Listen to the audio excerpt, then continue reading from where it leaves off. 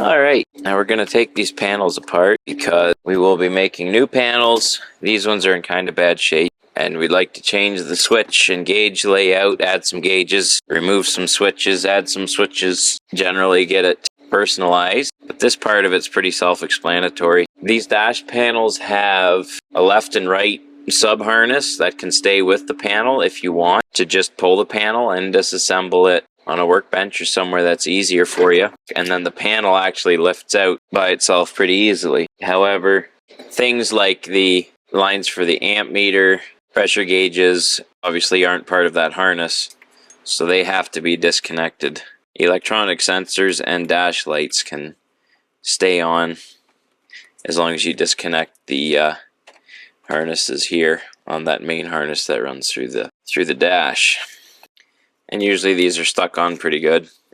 And with having the dash flip down, they're kind of pulling the wrong way. They're not pulling out. Another thing to remember is that there will be oil and fuel in some of these lines. Make sure they stay tipped up if they leak. Although I've had these lines disconnected long enough, I think most of it's gone. One thing you will notice is on the buzzers here, or on the idiot lights, they have buzzers on these three. If it's just a 2-wire light socket, it does not have buzzers. If it is a brick like this, it has the buzzer built into the brick. Depending whether it was a Canadian or an American truck, the Canadian trucks tend not to have buzzers, the American ones do. And these idiot lights are always a 2-wire. The gauge lights are a single wire and they ground out through the gauge, but the idiot lights have a dedicated ground just for safety. Depending on the year of the truck, they will also have a mechanical speedometer and tach. They are a pain because they're a really stiff cable drive that runs through the firewall there. And in a short space like the dash, you don't really have much area to put a loop that you have to have that outside on the firewall typically. Another thing to remember is this capillary tube for the water temperature gauge cannot be disconnected. In order to remove this gauge, you have to remove the sending unit in the thermostat housing and pull it through the firewall the whole way, and that has to go through the hole in the dash. Same as when you install it, you have to start with the sensor and run it all the way to the housing. The factory Peterbilt gauges clip in on either side. Other stuff like the pyrometers, which are usually ISPRO, and the speedometer and tach, they use brackets to hold them in.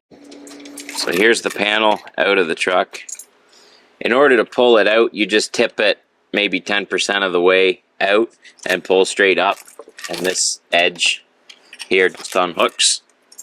And of course we still have this from the sending unit still connected. I will take off this panel too while I'm sitting here.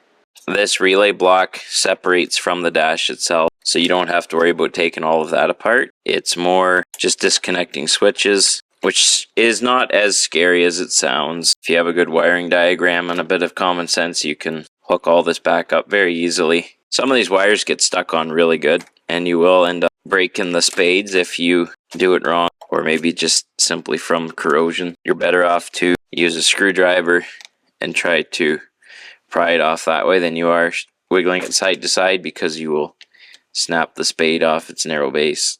So that's the top row gone, and now this is the Jake switch. You can leave the valves connected, you just have to take the knobs off, fit that through the holes. And these are thread-on knobs, which means this is not the original set of valves for the truck, because it should have pin-on knobs. And there we go. Which at this point means that you could pull the dash cowl. There's a support here with a bolt, support there with a bolt, and then there's 6 or 7 screws that go in the very front of it, but it's tough to do without the windshield being out. It's not that hard to pull a headliner if you've just had it out. It's more the first time in a decade where it gives you some grief. I used to say that you should do all this interior work with hand tools, but I was completely wrong. You got way better success with an impact and quality bits. They do often seem to seize in these mounts for the visors. Ones that sit along the front of the windshield, they often seize in too, just because you tend to have more rust up there. If water gets in, it'll pool up in there and rot out.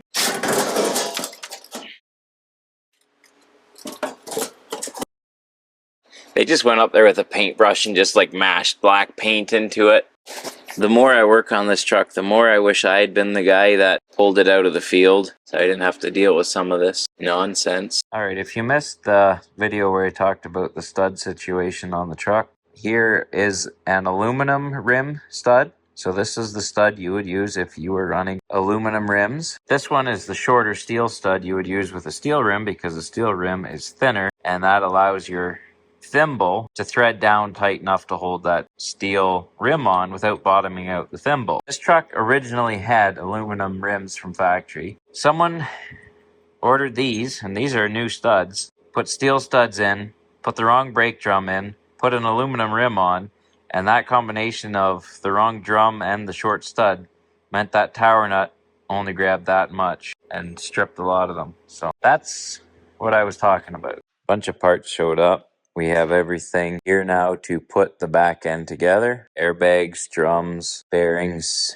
seals, nuts, thimbles, studs, brake pots, except not the pancake ones because we were expecting to convert that over. All the brass, airline, red, green, blue, and black, cable for the batteries. The tanks are finished and the tires are mounted. The only thing we're really waiting on is the seats and the interior parts. Also, you really can't even work on trucks unless you have one of these. Here's the clutch plate. I guess Buddy didn't really know what they were doing whenever they did the clutch last. They had it together with grade 5 bolts. And then if you see on this side where it was hitting the bolt heads, the reason it did that is because the plate was in backwards. So you see how to the right, it's a little bit thicker. It has an extra couple shims in there. That's supposed to go to the inside of the clutch, and this side is supposed to go against the flywheel, and they put it in backwards. It's supposed to be in there like that, which keeps us farther away from the flywheel. So you're going to remove the whole dash cowl and put a new one in. It's actually not as hard of a job as you would think it might be. Really, the throttle cable down here is about the worst of it because that has to get pulled through from the engine. And then there's just a couple screws along the windshield, a couple screws along the bottom, and 2 braces here to come out. Getting at these front screws is a pain, but not impossible. You will break something on here. They're old and brittle. It's just the way it goes. So these bottom screws are self-tapping just like the rest of the interior, and they tap into the beam that runs along the bottom of this dash cowl. There's a bunch going up from the bottom and there's a couple going in from the front. So this whole box here hangs off of one screw through the cowl and another big screw that goes through that beam again that you'll see in a bit. And out here on the motor you can see the cable I was talking about. This little thing, when you tighten the cable, it pulls on this linkage. Sometimes if your Jake brake doesn't work after you've adjusted this, it just means that the cable is slightly too tight and it's just holding pressure on the buffer switch. So that's something to look for. These you want as close to this as possible so you're not just cranking and cranking for a while before anything happens.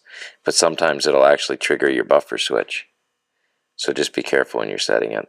There's a nut on either side of this beam to hold this cable in place, and it's brutally long to get it backed off because the adjustment is so big on it. They're usually just finger tight.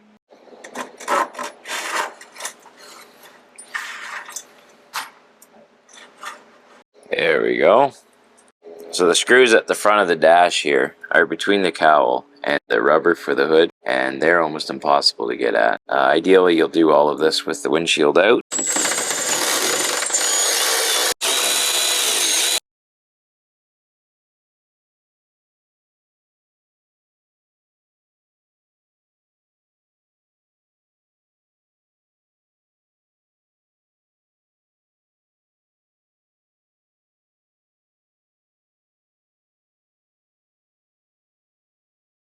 I don't even know what this is, but it's remnants of his alarm system. I don't know if he wired it in when the door opens and the interior lights come on, if this thing is supposed to beep. I remember when I pulled the liner out of the bunk in the 78, about 3 dead mice landed on me and about a 5-gallon pail's worth of nest. And I almost puked. I literally left the truck open all night to get the stink out, but it was unreal. Oh, it's just one screw. Okay. There we go. We'll probably get this fixed. It's just this corner that got wet, so that should be easy. Alright, we're getting close to the end of the day here. Got a lot done. Got the dash out of here, got the A-pillar covers out. That's a sweaty job to do without breaking anything.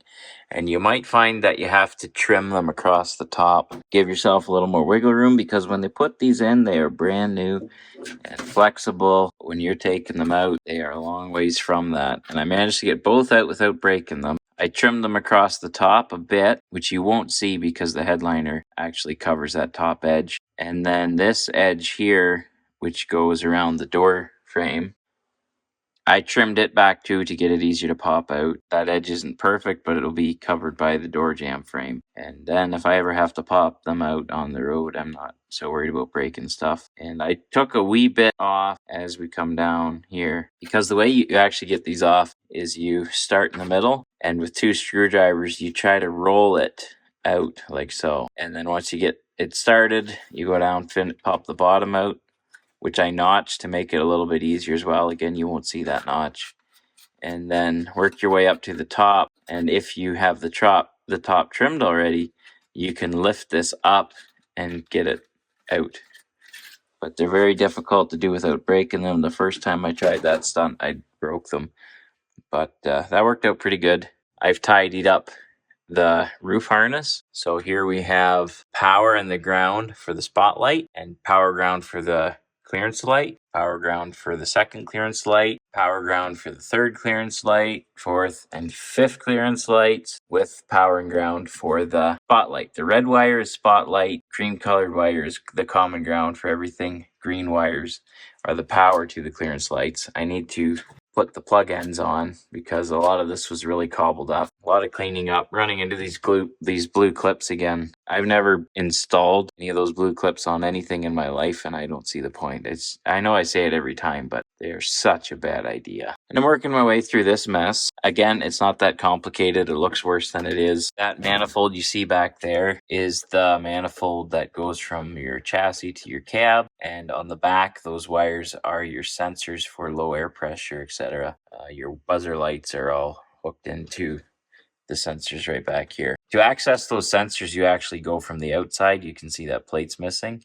You pop that plate off, and then you can get at the back of this box easily. Other than that, it's just a bunch of wires in here, and the connections are all down there. So when you pull the cab off, that's where you disconnect everything. There is no fuse panel in these trucks. It is all the relays right there, which bolts onto your switch panel. It's a very, very simple system, and I've almost got hung so many times with fuses that I would way rather have a relay panel like this and carry some fusible links with me than to have everything be fuses. This system is just way better. And like I said before, these 359s are such a treat to work on. I don't know why you'd want to have anything else. All right. One of the things I did is I made this spreadsheet, which is every wire number in the truck, wire size, the circuit, and the description of where in that circuit it is. So I'm trying to figure out what wire is purple with a white stripe, and because the glove box cover tells you that a white stripe is the number 9 and a purple body is the number 7, I'm looking for a wire that ends in 97. So I go through here and I'll look at 97, which is oil level alarm. Well, that doesn't seem right. 197 says speedometer sensor to instrument. That actually makes sense. But if I look at the electric speedometer, yeah, see here it goes through a 2-wire, and that 2-wire goes out. If I look here, there's that purple wire with the white stripe, and it comes off of this group of 5 by itself with the ground, and then switches to this red and black harness that runs through the firewall. So that makes sense. We figured it out. And there we have it. It's almost completely gutted. I hung the air system with a bungee cord there because there's no reason to pull all that stuff out. It's fairly straightforward. It's still connected to that manifold, so I don't have to bother with that. That little fella comes out, and just a bunch of cleaning to do, and then we can re-insulate the cab, start putting stuff together.